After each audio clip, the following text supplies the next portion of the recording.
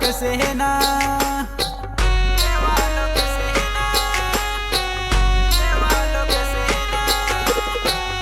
जाल बीचे खाड़े होके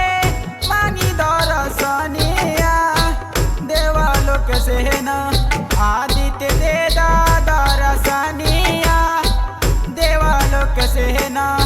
आदित्य दे दर्शनिया देवालोक सेना। बोलो बोलो छठी मैया की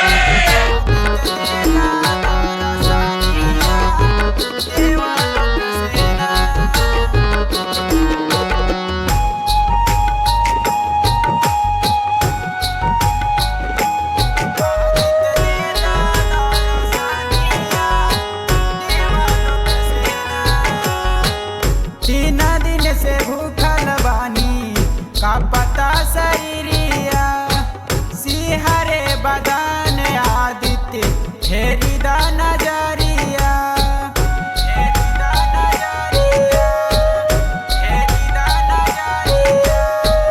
तीन दिन से भूखल बानी का पता शरीरिया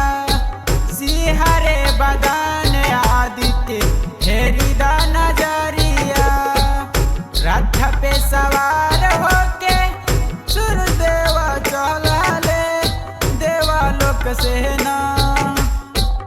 रथ पे सवार होके सूर्यदेव चला ले देवालोक सेना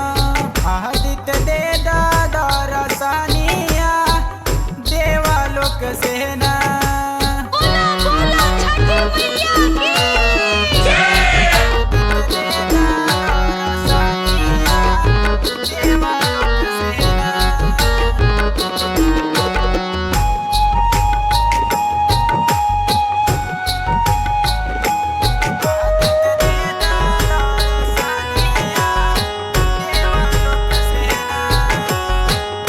अर्घ लेके खाड़ बानी छठी माई के घाटिया देरे जानी कारी देवा मानी मोरे बात